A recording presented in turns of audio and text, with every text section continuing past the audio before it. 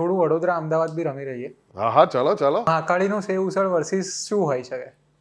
તમે પ્રશ્ન નક્કી આ કોણ છે યાર? પ્રશ્ન એની સામે કમ્પેરિઝનમાં શું હોઈ શકે? મહાકાળીનું સેવ ઉસળ તો બેસ્ટ છે, ખબર છે. એની સામે ઓપ્શન શું હોઈ શકે? અચ્છા અમદાવાદનું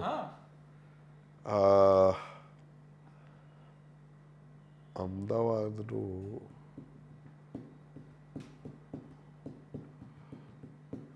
સેન્ડવિચ વર્ક્સની સેન્ડવિચીસ. કોની? Sandwich works. અચ્છા, સેન્ડવિચ વર્ક્સ. હા, જે આટલું બધું આઈએમ રોડ પર છે. આટલું બધું જે વિચાર્યું ને એમાં આન્સર આવી ગયો કે કશું જ સારું નથી અમદાવાદ. ના ના, એટલે આમ તો નથી જ, કારણ કે અમદાવાદમાં જ હું 72 કિલોથી 108 કિલોનો થયેલો. અને તમે બધું જ ગટરની એટલે 2 જ વર્ષમાં. બધું જ ગટરની જેમ ખાતા હતા એવું? ગટરની જેમ નહોતો ખાતો. એક તો વિદ્યાર્થી દૂર રહેતો હતો, સ્ટ્રેસ ઇટિંગ બહુ જ હતું. 2012 થી 14નો પીરિયડ છે, એટલે મોટા ભાગનું જે મારા શરીરના અંદર છે બધું ચીઝ છે. એટલે તમે જે બધામાં ચીઝ જોઈએ છે, પાણીમાં પણ ચીઝ જોઈએ છે લોકોને અહીંયા. અરે હમણાં મેં કોઈ સુરતનો વિડીયો જોયો તો, સિંગ સોડાની ઉપર ચીઝ છીણીને નાખીને આપતા હતા. ગાળા જેવું છે. આઈ થિંક કે ગુજરાતી ખાવાનું અને ખાસ કરીને Ahmedabad street food is making everybody unhealthy. Very અનપોપ્યુલર opinion, પણ લોકો મરી રહ્યા છે રીતસરનું. લોકો પોતાની જાતને ઝેર પીરસી રહ્યા છે.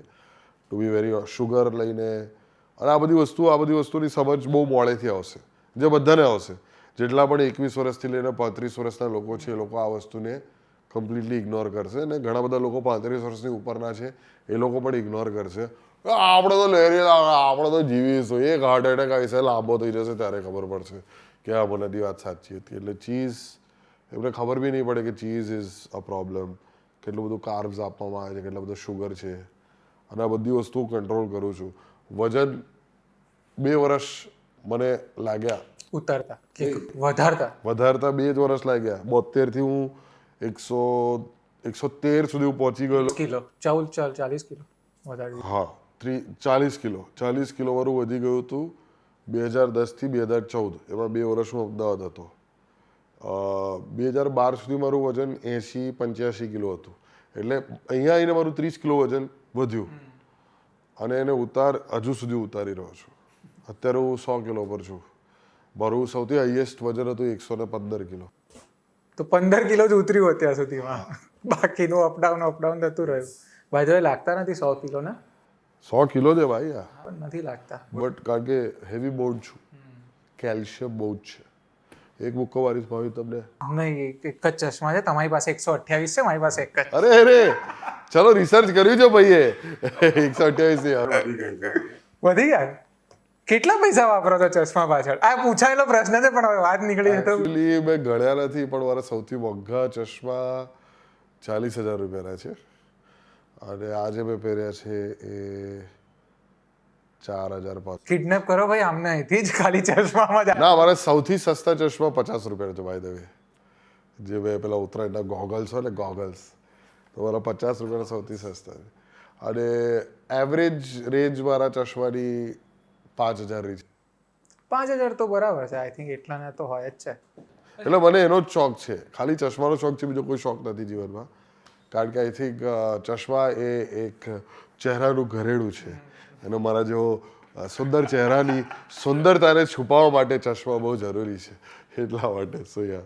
ઓકે, ફૂડની જ વાત ચાલતી હતી એટલે ત્યાંથી જ કન્ટિન્યુ કરું છું કે કોઈ એક ગુજરાતી નાસ્તો, તમે બહુ જ વર્લ્ડ ટ્રાવેલ કરો છો શોઝ ને, કોઈ એક ગુજરાતી નાસ્તો તમને સતત ખાવાનો હોય તો શું હોઈ શકે? મારા મમ્મીના હાથનો બનાવેલો ચેવડો. લીલો ચેવડો કે? ના, સૂકો ચેવડો. એ બટાકાની કાપેલી ચિપ્સ છે, એમાં સિંગ છે તળેલી, પૌવા છે જેમાં થોડું હળદર, થોડું મરચું, થોડી ખાંડ. ચોખાવાળા પૌવા? હા, ચોખાવાળા પૌવા. મેં શું કીધું? તમે ખાલી પૌવા બોલ્યા, એટલે પેલા મકાઈના પૌવા બી આવે ને? ના, ચોખાવાળા પૌવા.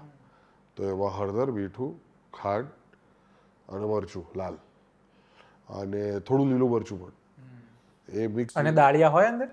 ના, દાળિયા ના હોય, પણ તળેલી સિંગ જે છે, મમ્મી જે બેઝિકલી જે તડકો બનાવે છે ને, જે શું કહેવાય એને, વઘાર કરે, વઘાર જે કરે છે એ બેસ્ટ કરે છે. અને એનો ચેવડો, ઓહો બેસ્ટ. એ મને બહુ જ, અત્યારે મોઢામાં પાણી આવી ગયું સાંભળીને. બહુ ટાઈમથી ખાતો નથી. અને આમ વડોદરામાં ક્યારેક અડધી રાત્રે બી ખાવા જવું હોય, કઈ પ્લેસીસ છે? હું જતો જ નથી, એ બહુ ખોટો શોખ છે.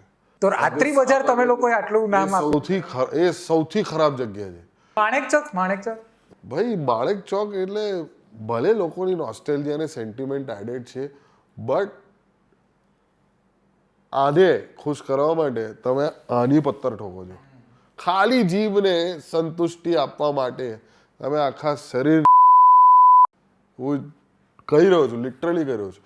અને હું પોતે એનો સૌથી નંબર 1 કસ્ટમર હતો આ બંને જગ્યાનો, રાત્રિ બજાર હોય કે માણેક ચોક.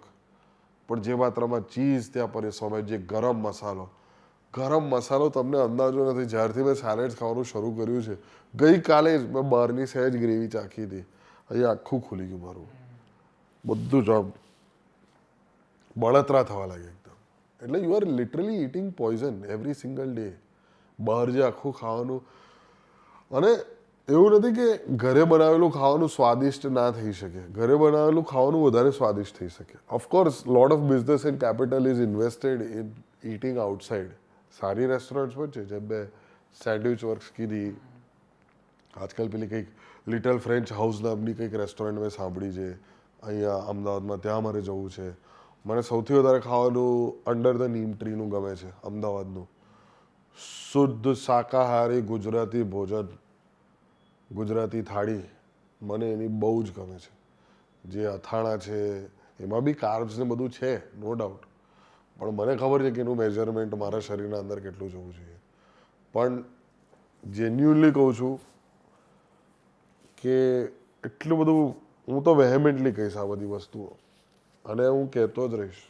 મને ખબર છે બહુ બધા લોકોનો રોજગાર છે આ વસ્તુને લઈને, પણ it is poison we are eating. And Piyush જ્યારે પોતાના પર વીતે ને ત્યારે જ થોડું સમજાય કે આ નહોતું કરવા જેવું. હા ના, ઘણા બધા લોકોને એના કારણે અટેક આવ્યો છે, ઘણા પણ બધા એવું જ કહે છે તો કોવિડ આવ્યું હતું ને એટલે એના સાઈડ ઇફેક્ટમાં હાર્ટ એટેક આવ્યો. અરે ના ભાઈ, તું ચીઝ ખાતો તો એક લાદી એક અઠવાડિયાની, એમાં તું પતી ગયો છે દોસ્ત.